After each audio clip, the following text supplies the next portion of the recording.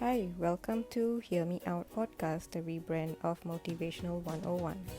And I want to thank you for your support in choosing to listen to my podcasting about motivation, mindset, and life skills.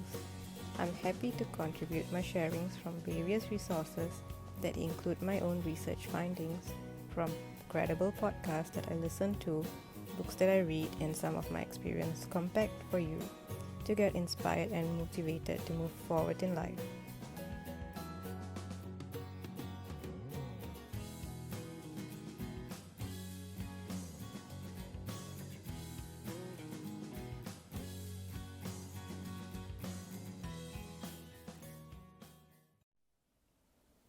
How to increase the positiveness in your self-concept. And you must be wondering what self-concept that I'm referring to. Well, it's the question of who you really are as a person. Self-concept is a holistic system that consists of three components. Number one, it is about your self-belief. The strong values held are what determines your actions and behavior towards anything in life. That's also the core reason behind your cognitive thought process, like your decision making. And the opposite to your self-beliefs are your self-doubts of what you think you can and cannot do. Number two, it's about the self-esteem, which are your positive and negative behavior traits that's developed from your self-belief system, where it consists of the mindset's attitude and views about how you look and accept yourself as an individual and how you perceive the world around you. Number three, it's about your confidence. With the two components in place, it usually puts you into the work of performing your abilities with greater confidence. Now let me explain a bit of how the three components work as a holistic system of your self-concept.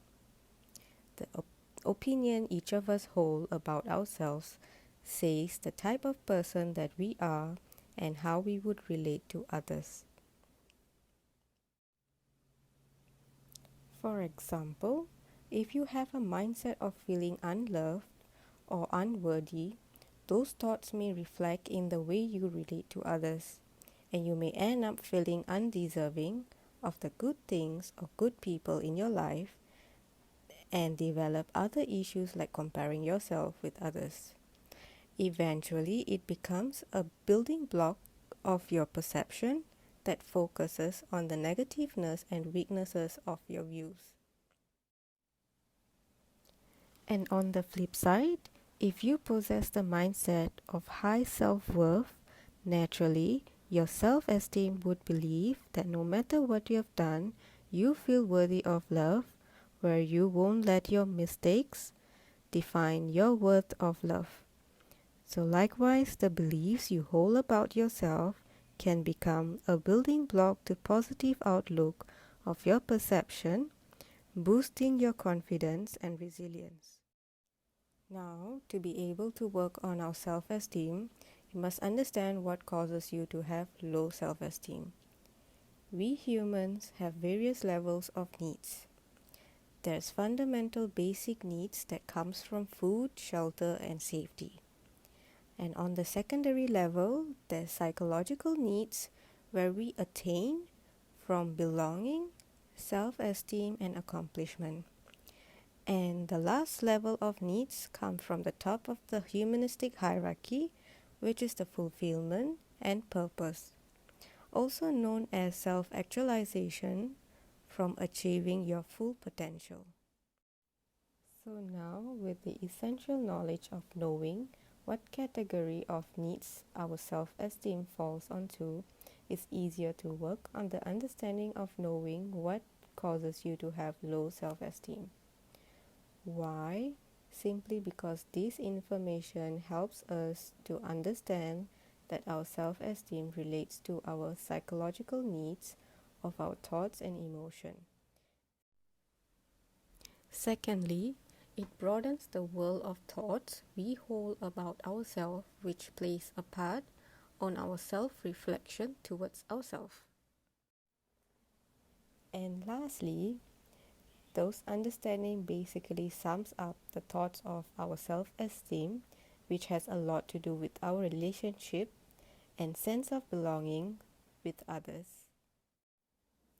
Now we can put all this information into our self-concept, which has a lot to do with beliefs that forms our personality, where whatever you believe becomes evidence in your reality, or in other words, whatever you believe, you prove through your default actions. So if you have negative core beliefs that relates to your intelligence, appearance and abilities, it is often formed by experience that are fed by vicious cycle of thoughts, feelings and beliefs. And that becomes the value your personality holds, which can be damaging to your self-esteem. So here comes the question of how to break the vicious cycle of negative core belief.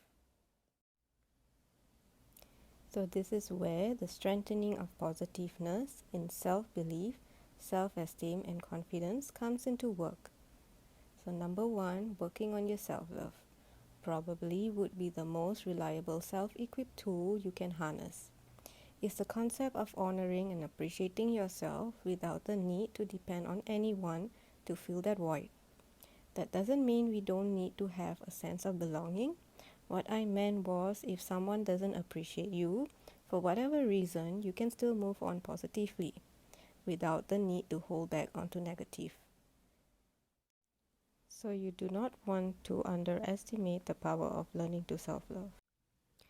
Number 2, it is building up on your resilience.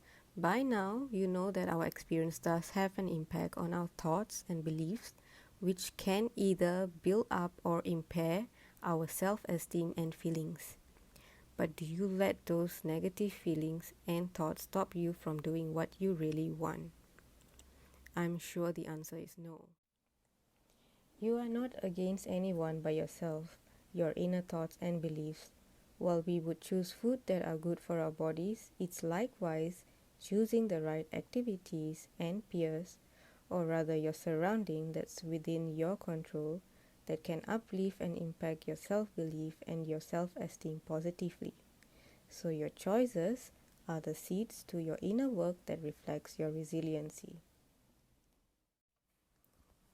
Now for the last one, having a clear sense of direction.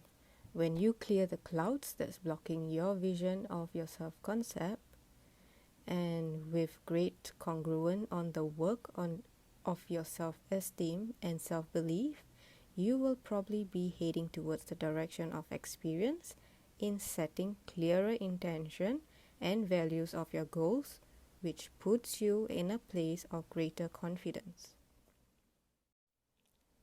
Lucky thing, the work on your self-esteem and self-belief are not fixed or static. These are flexible factors where you can develop on areas that may require you to identify inner work on.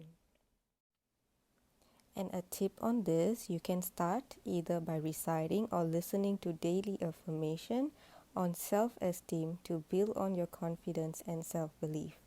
You can check out an example on this podcast video itself. There is no rocket science behind them because every individuals are unique and no one would know you better than yourself. And your experience will be your continuous progress in defining your wisdom in self-belief. So before I end the podcast, I have an announcement to make, and this would make my last podcast sharing of the year. And I had quite an experience combining research and some of my experience together as the best of facts that I could put into all of my 10 podcast series. I cannot appreciate enough of your support and love given to my work of passion all along. You could be wondering if I would be coming back with any more podcasts. Well, time will tell, and I will update in near future. So thank you all once again. Remember, if you have a passion, work towards it and never give up on what you love doing. As for now, this is Jacinta signing off.